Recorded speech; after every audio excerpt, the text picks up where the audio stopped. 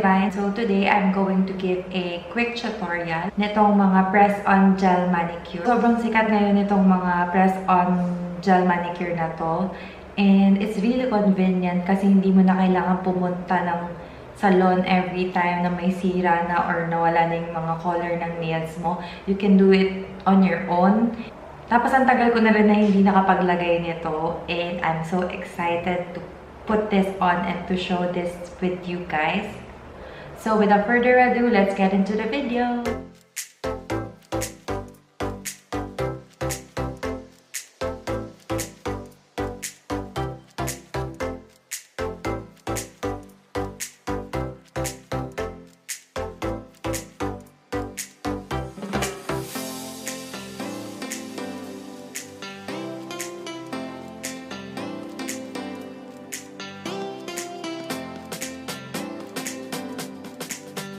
Open up the package and lay all the nails out in the order you will be placing them on your nails.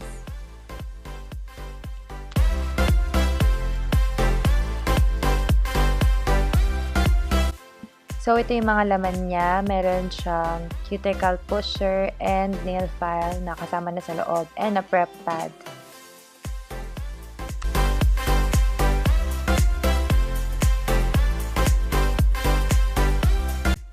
So, the largest fake nails will go on your thumbs and yung pinakamaliit naman, dun siya sa pinakamaliit na finger nyo.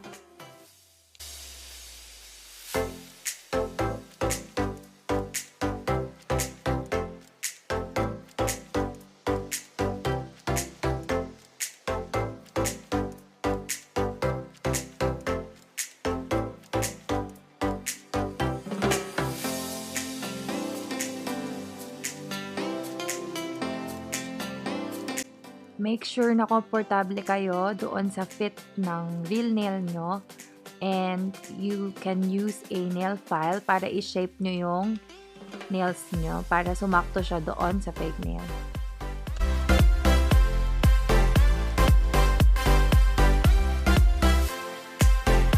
Tapos nilayout ko lang sila na magkakasunod para mas madali kapag nagdidikit na ako ng mga fake nails.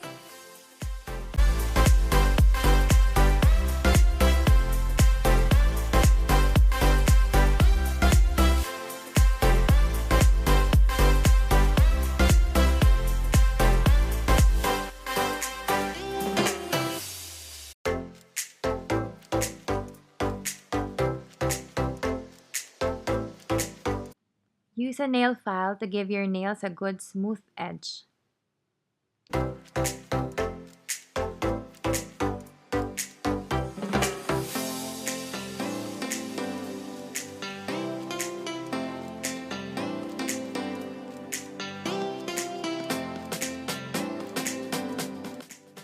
So here, tatanggalin ko lang yung plastic na nakadikit dun sa fake nail kasi maglalagay tayo ng glue.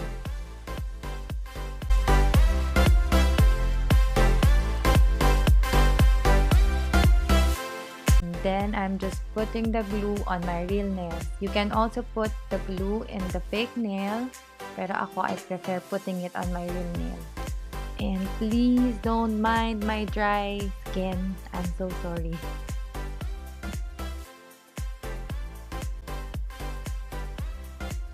And don't use too much glue, guys, kasi magkakalat lang siya sa mga gilid. So, a few dabs will be sufficient.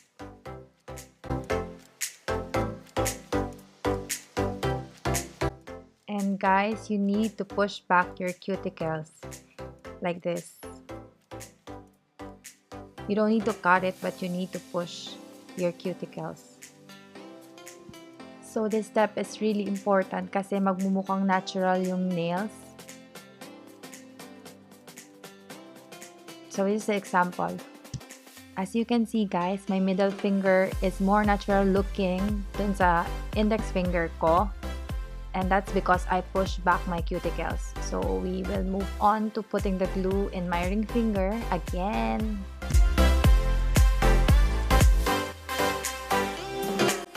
Yung paglagay ng fake nails, guys, hindi mo lang siya basta ipapatong. You need to push the fake nail dun sa cuticle mo para magmukhang natural siya. See, it looks more natural when you push back your cuticles. Repeat with the remaining nails one by one. Glue each nail on using a dab of glue.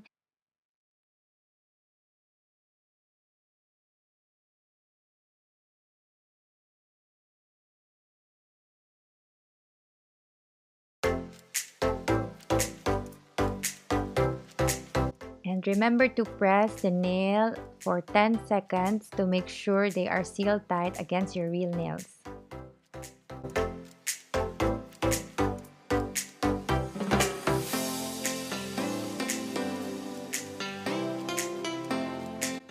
Mga B, please make sure the nail is set firmly against your real nail with no gaps.